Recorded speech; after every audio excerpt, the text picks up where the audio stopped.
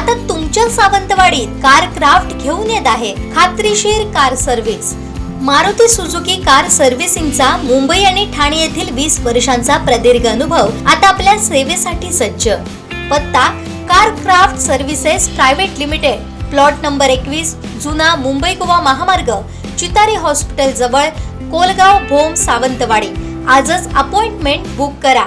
दोडामार्ग तालुक्यातील आडाळी MIDCत राजरोसपणे उत्खनन होत असून या प्लॉटमधील हजारो हेक्टर क्षेत्रातील खनिज सदृश माती चोरीला गेली आहे। दोडामार्ग तहसीलदार, पोलीस निरीक्षक यांच्या संगनमताने हा प्रकार सुरू असून त्यांची ही टोळी आहे। या प्रकाराला हेच प्रशासनाचे अधिकारी जबाबदार आहेत असा आरोप करत दोडामार्ग तहसीलदार आणि पोलीस निरीक्षकांची नार्को टेस्ट करा अशी मागणी शिवसेना जिल्हा प्रमुख संजू परब यांनी केली आहे। दोडामार्ग तालुक्यामध्ये आडाळी MIDC मध्ये खनिज सदृश मातीची चोरी झाली आणि जर आमचे काल शिंदे सेनेचे तालुका प्रमुख त्या ठिकाणी पोहोचले आणि मी त्यांच्याकडे माहिती घेतली, ते 7 ते 8 एकर मध्ये हे उत्खनन झालेलं आहे आणि हे काही एका दिवसाचं उत्खनन नाहीये। इथं जवळपास 1-1.25 महिना काम केलं गेलं असं त्यांच्याकडनं मला माहिती मिळाली। तर मला असं वाटतं की यामध्ये दोडामार्गचे तहसीलदार आणि दोडामार्गचे PI हे जबाबदार आहेत। यांच्या संमतीशिवाय हे उत्खनन होऊ शकत नाही। त्यामुळे दोडामार्ग तहसीलदाराची आणि दोडामार्ग PIची यांची नार्को टेस्ट करा आणि गरज आहे। एक साधा जर डंपर गेला, लोक घरासाठी एक डंपर रेती काढतात, त्यांना 1.5 लाख रुपये दंड ठोठावला जातो।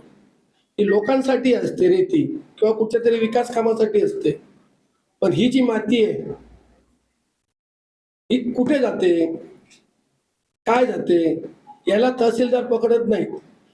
फ्लॅटमध्ये चोऱ्या होत्यात, आम्ही समजू शकतो कोणतरी चोर आला चंदगडवरून आणि काहीतरी एक फ्लॅट फोडला आणि काहीतरी घेऊन गेला, पण 1.25 महिने 1.5 महिने काम चालू असेल तर पोलीस प्रशासन आणि महसूल प्रशासन म्हणजे तहसीलदार आणि PI यांना जर कळत नसेल तर त्यांनी दोघांनी राजीनामे द्यावेत। म्हणून माझी विनंती आहे प्रशासनाला की या दोघांची नार्को टेस्ट करा। हे चोरी होण्यास हेच कारणीभूत आहेत आणि ह्यांच्या सहमतीशिवाय ही चोरी झालेली नाहीये असं मला आता जेव्हा मी माहिती घेतली, महिनाभर प्रकार चालू होता। आता आमचे काल तिथं तालुका प्रमुख गेले होते, त्यांच्याकडे मला माहिती मिळाली। त्यांनी गावात चौकशी केली, गावातले जे ग्रामस्थ असतात, गरीब ग्रामस्थ, त्यांच्यातलं न्याय नाहीये, त्या लोकांकडे कधीपासून बसते चालू आहेत, नाही 1.25 महिना झालो असा विषय आहे। त्यामुळे मला कळलं 1 महिन्याभरात साहेब, जर तुम्ही जर जाऊन बघितले 8 एकर जागा उत्खनन केली, तुम्ही चांगले पत्रकार आहात, अभ्यासू आहात, 8 एकर जागा खोदायला आणि ती माती चाळायला बिळायला 1-1.25 महिना लागू शकतो। भले 20 दिवस लागले, 15 दिवस पकडा, पण झाली चोरी ना। बरोबर, कुठे गेली ती पोलिसांना माहिती आहे म्हणून सांगतो, त्याची नार्को टेस्ट करा PIची दोडामार्ग, तुम्हाला लगेच कळेल कुठे गेली ती।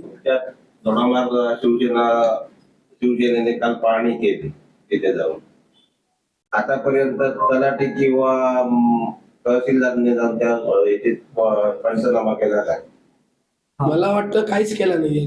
हेच तर दुःख आहे, म्हणून सांगतो यांच्या संगनमतानेच झालेलं आहे। याला तहसीलदार आणि PI यांची संमती घेतल्याशिवाय ही चोरी होऊच शकत नाही। पण तुम्ही ही बाब तहसीलदार यांच्यात सहभागी आहात, तुम्ही जिल्हाधिकाऱ्यांना भेटून मागणी करा। जिल्हाधिकाऱ्यांकडे माहितीच्या अधिकाराखाली आम्ही माहिती मागितली आहे, ती येणाऱ्या काही दिवसात कळेल। पण MIDC अधिकाऱ्यांशी बोलणं झालं तेव्हा असं कळलं, असं कोणत्याही प्रकारची आम्ही परमिशन दिलेली नाही। तिथल्या लोकांना वगैरे याची काहीच कल्पना नव्हती, असलं तरी घाबरून कोण बोलत नाहीत, गुंड लोक असतात, मारतील। पिक्चर बघता ना तुम्ही। आपल्या माध्यमातून आंदोलन होईल का? निश्चितपणे जर हे चोर पकडले गेले नाही तर निश्चितपणे आंदोलन करू। MIDC ने तिथं प्लॉटिंग केलेलं आहे, बरोबर ना।